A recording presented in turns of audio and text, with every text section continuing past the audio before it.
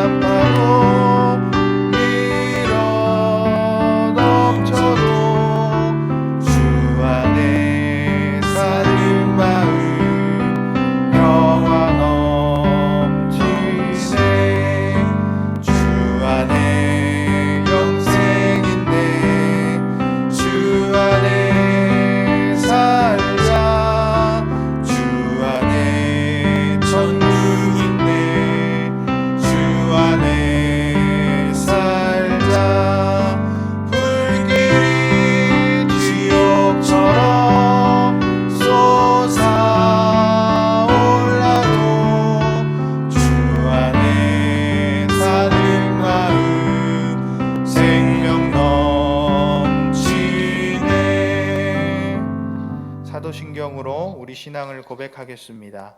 나는 전능하신 아버지 하나님 천지의 창조주를 믿습니다. 나는 그의 유일하신 아들 우리 주 예수 그리스도를 믿습니다. 그는 성령으로 잉태되어 동정녀 마리아에게서 나시고 본디오 빌라도에게 고난을 받아 십자가에 못 박혀 죽으시고 장사된 지 사흘 만에 죽은 자 가운데서 다시 살아나셨으며 하늘에 오르시어 전능하신 아버지 하나님 우편에 앉아 계시다가 거기로부터 살아있는 자와 죽은 자를 심판하러 오십니다. 나는 성령을 믿으며 거룩한 공교회와 성도의 교제와 죄를 용서받는 것과 몸의 부활과 영생을 믿습니다. 아멘. 계속해서 429장 세상 모든 풍파너를 흔들어 찬양하도록 하겠습니다.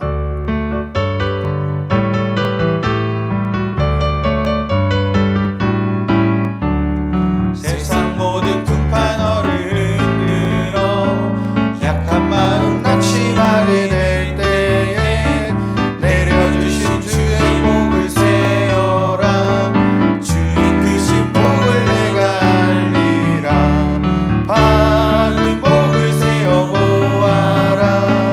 크신 복을 내가 알리라. 받은 복을 세어 보아라.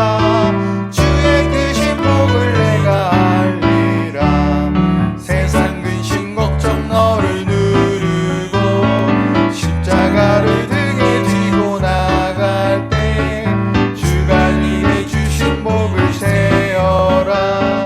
두려움 없이 항상 찬송하리라. 받은 복을 세어 보아라. 크신 복을 내가 알리라. 받은 복을 세어 보아라. 주의 크신 복을 내가 알리라. 세상 권세 너의 앞길 막을 때 주만 믿고 낙심하지 말아라. 천사들이 너를 보호하리니 염려 없이 옆만 보고 나가라.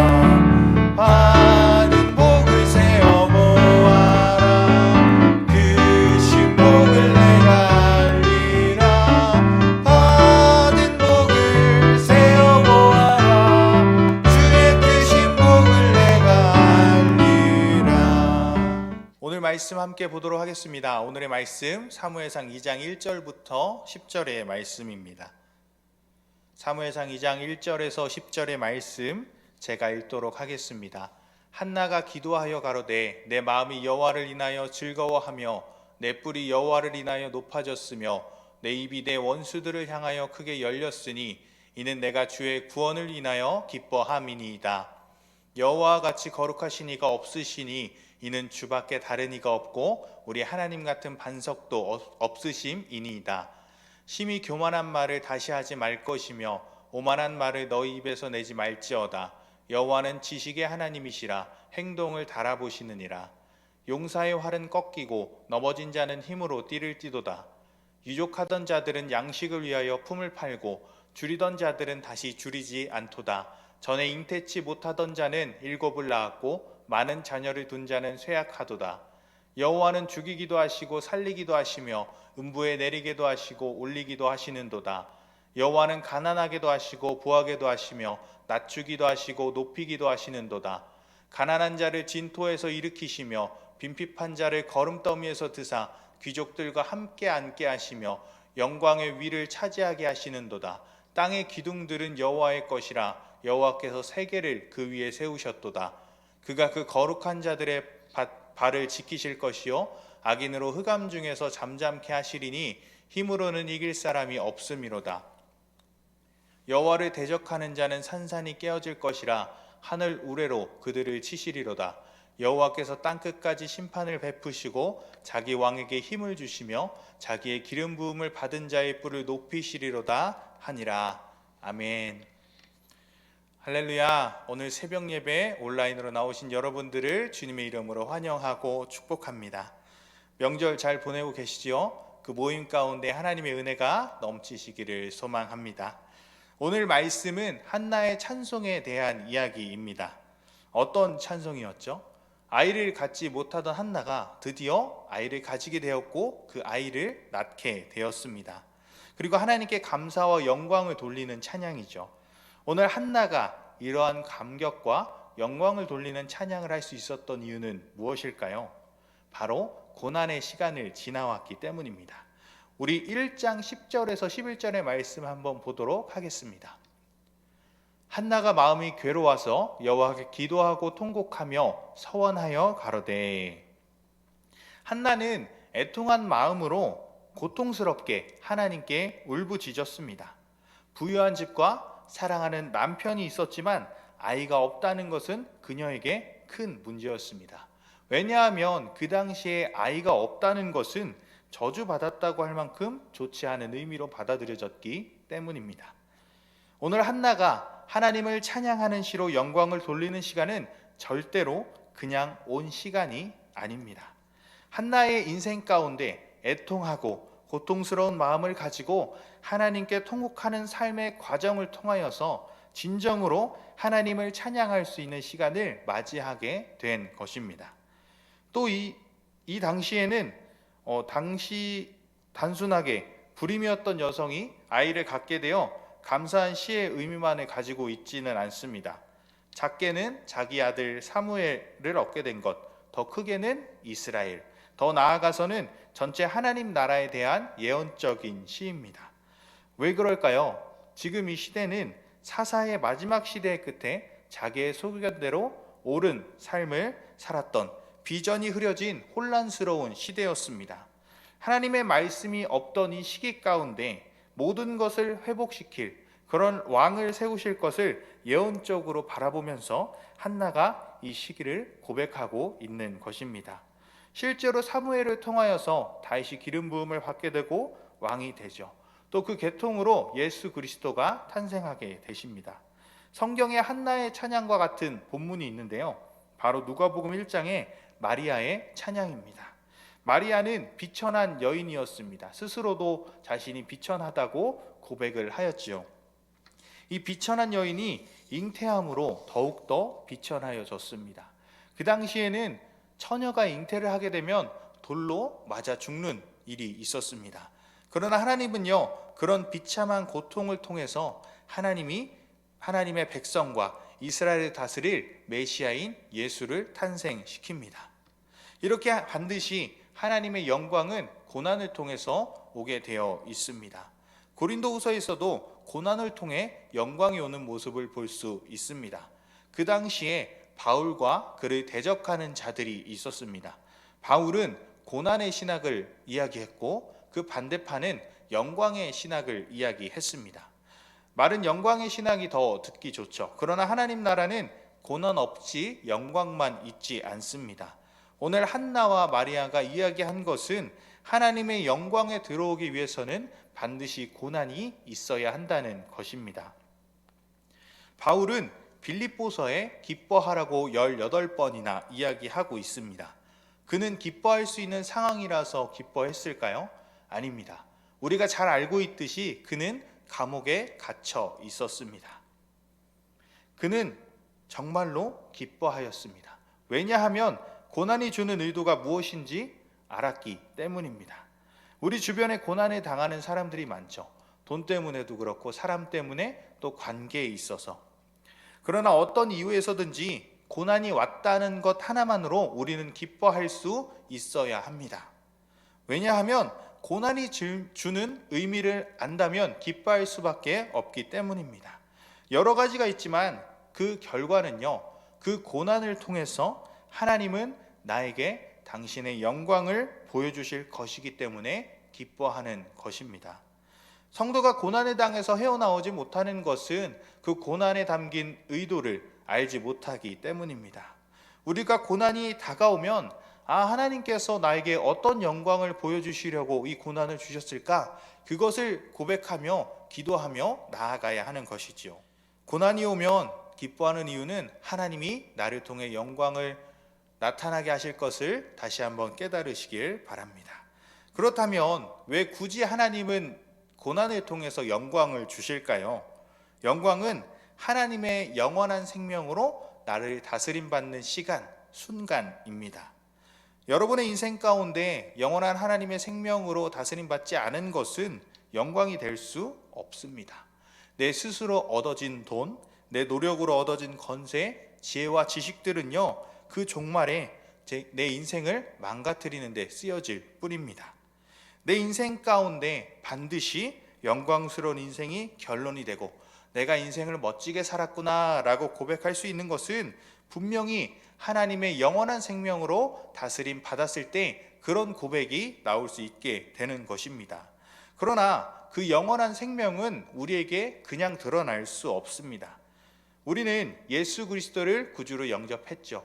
우리가 그렇게 예수 그리스도를 구주로 영접하는 순간 그 영원한 생명을 받아들이게 됩니다. 문제는 우리가 그 생명을 드러내야 하는데 그것이 드러나지 않는다는 것입니다. 그 생명이 우리들의 힘에 얽매여서 나타나지 못한다는 것입니다. 내 생각과 방법과 목적과 소유에 똘똘 뭉쳐버렸습니다. 왜 고난이 필요할까요? 바로 이렇게 묶여져 있는 나의 힘을 빼기 위해서 고난이 필요합니다. 이 반드시 고난의 시간을 통과해야 인간은 자신의 한계를 알게 됩니다. 내가 포기될 때 자연스럽게 하나님의 영원한 생명이 나를 통해 드러나게 됩니다. 그 생명으로 내가 다스림 받을 때 내 인생은 반드시 영광스럽게 될 수 있습니다. 그래서 고난은 우리들에게 반드시 필요한 것입니다. 한나의 고난 가운데 이 애통하는 마음 가운데 찬양하는 시에는 이런 깊은 의미가 있습니다.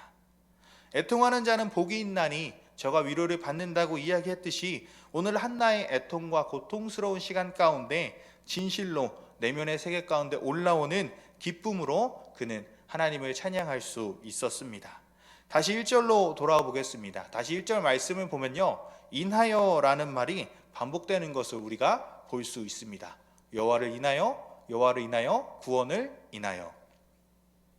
이것은요, 무엇 안에라는 뜻을 가진 인이라는 영어인데요, 신약적으로 말하면 또 우리가 브릿지의 정체성의 한 가지로 있는 in Christ라고 볼 수 있습니다.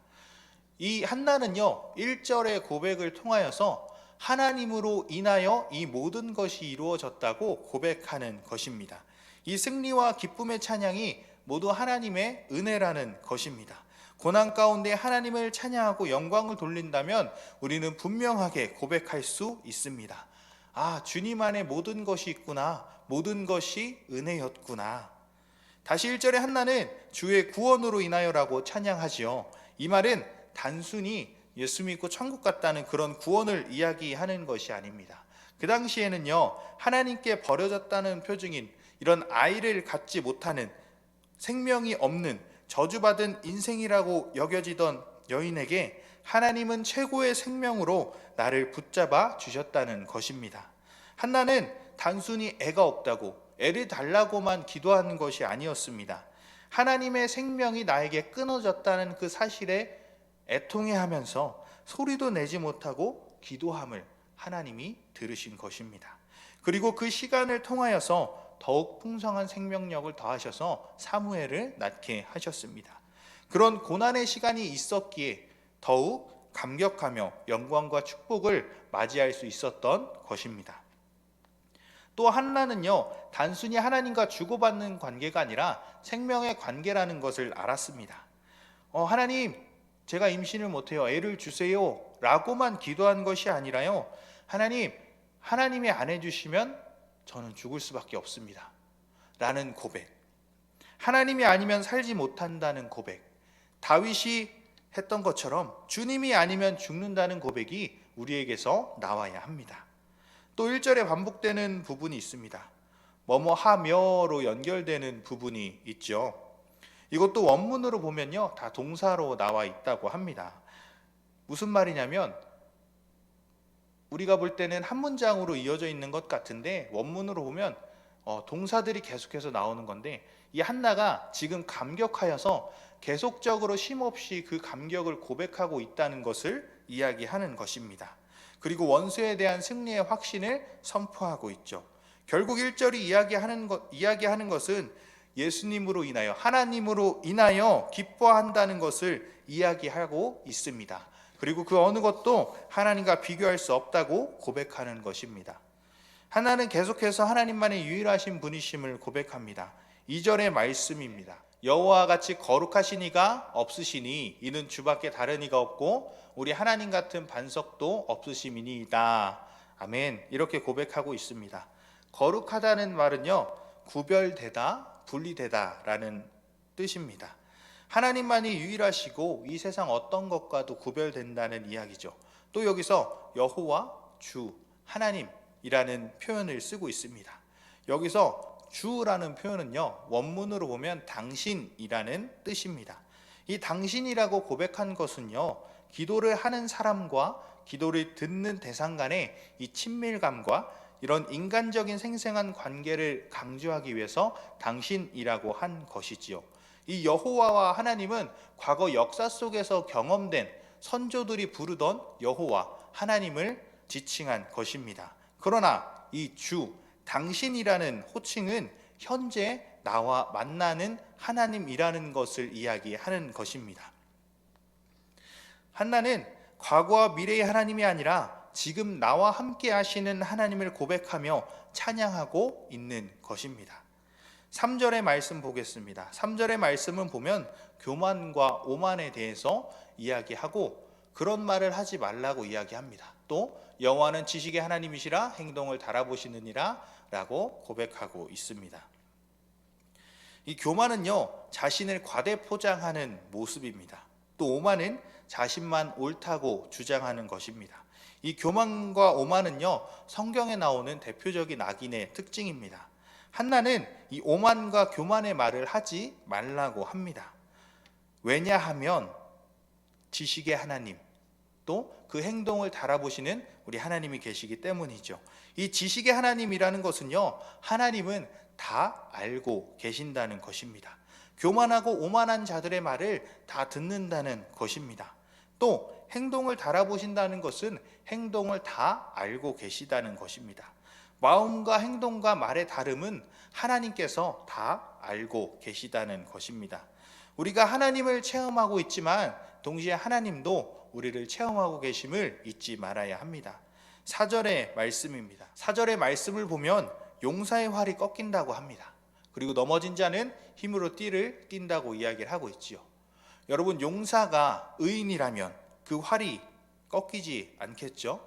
이 넘어진 자는요, 이 넘어질 수밖에 없는 연약한 자를 하나님이 힘을 주셔서 일으킨다는 것입니다. 그리고 5절 말씀입니다.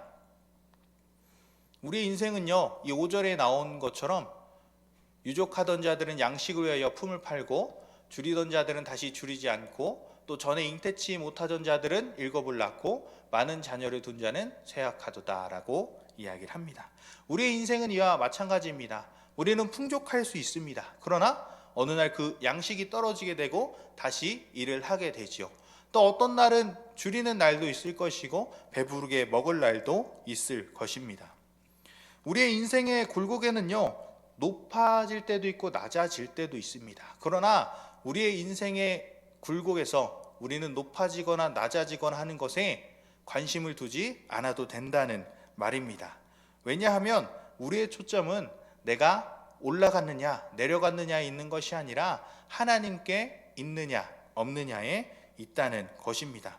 용사들은 하나님께 초점을 맞추지 않았기 때문에 활이 꺾일 때 절망으로 쓰러집니다. 유족하던 자들도 하나님께 초점을 두었다면 살아날 수 있었을 텐데 유족한 것 그 자체에 초점을 두었기 때문에 죽을 수밖에 없습니다. 누가복음의 어리석은 부자처럼 내 영혼아 이 예비한 것을 누가 먹고 사느냐, 자기 영혼의 초점을 가지고 있기 때문에 하나님이 그 생명을 거두면 끝나버리는 것입니다. 여러분, 우리의 초점은요, 인생의 굴곡에 있지 않습니다. 어떤 상황에서도 하나님께 초점이 있느냐 없느냐, 여기에 우리의 모든 인생이 달려 있습니다. 하나님은 우리를 어느 정도까지 높이고 낮추실 수 있을까요? 6절의 말씀입니다. 여호와는 죽이기도 하시고 살리기도 하시며 음부에 내리게도 하시고 올리기도 하시는도다. 하나님은요, 우리를 죽이시기도 하시고 살리기도 하시는 하나님이십니다. 이 죽음 앞에 배고프고 배부른 것이 문제가 될까요? 안 되겠죠. 7절과 8절에도 이러한 말씀이 반복되고 있죠. 그리고 9절의 말씀입니다. 9절의 말씀을 보면 주님은 그 거룩한 자들의 발을 지키신다고 이야기를 하고 있습니다. 또 악인을 흑암 중에 잠잠케 하시고 힘으로는 이길 사람이 없도록 하십니다. 그리고 10절의 말씀을 통해서 우리의 대적은 산산이 깨지고 하늘의 우레로 심판을 받고 땅 끝까지 심판을 받는다고 이야기를 하십니다. 그리고 자기 왕에게 힘을 주시고 자기의 기름 부음을 받은 자의 뿔을 높이신다고 이야기하고 있습니다. 말씀 정리하겠습니다. 오늘 우리는 한나의 찬양을 보며 영광을 위해서는 고난을 통과해야 한다는 것과 한 여인의 모습을 통해서 사무엘, 다윗, 예수 그리스도에 이르는 놀라운 회복의 역사를 보여주신 하나님을 보았습니다. 그리고 단순히 문제를 놓고 기도하는 것이 아닌 그 순간 하나님과의 관계에 초점을 놓고 기도했던 한나의 모습을 보며 우리의 모습을 돌아보기를 소망합니다. 우리 도본 공동체가 2023년 주님 안에서 기뻐하며 어떤 고난 가운데서도 하나님께 초점을 맞추고 승리의 노래를 부르게 하실 주님을 소망하며 인내하고 지금 문제의 해결이 아니라 나와 하나님의 관계에서 해결될 것이 무엇인지를 바라보는 다음 세대의 브릿지로서 믿음으로 굳게 서길 주님의 이름으로 소망합니다. 기도하겠습니다. 하나님 아버지, 오늘 우리는 한나의 찬양을 보았습니다. 하나님, 한나는 많은 고난 가운데 애통하고 고통스러워 하였습니다. 그러나 그 고난 가운데 그 문제 해결에 초점을 둔 것이 아니라 그 순간 하나님과의 관계, 하나님과의 끊어진 것에 대한 것에 초점을 맞추고 기도하였기 때문에 그 이후에 하나님의 영광을 맛볼 수 있었습니다. 하나님, 우리 도본 공동체 모두가 어떤 고난이 닥쳐와도 문제 해결만을 바라고 기도하는 것이 아니라 그 순간 하나님께서 나에게 말씀하시는 것이 무엇인지, 이 고난을 통해서 하나님께서 의도하신 것이 무엇인지 묻고 깨닫고 나아가서 그 승리와 영광을 경험하는 도본 공동체 되게 하여 주시옵소서. 감사하며 예수님의 이름으로 기도드렸습니다. 우리 주기도문으로 예배 마치겠습니다. 하늘에 계신 우리 아버지, 아버지의 이름을 거룩하게 하시며 아버지의 나라가 오게 하시며 아버지의 뜻이 하늘에서와 같이 땅에서도 이루어지게 하소서. 오늘 우리에게 일용할 양식을 주시고 우리가 우리에게 잘못한 사람을 용서하여 준 것 같이 우리 죄를 용서하여 주시고 우리를 시험에 빠지지 않게 하시고 악에서 구하소서. 나라와 권능과 영광이 영원히 아버지의 것입니다. 아멘. 우리 오늘 말씀을 기억하시면서 각자 있는 자리에서 기도하시고 또 환우들과 또 우리 교회와 공동체를 위해서 기도하시기를 바랍니다. 우리 다 같이 주여 한번 부르짖고 두 손 들고 기도하겠습니다. 주여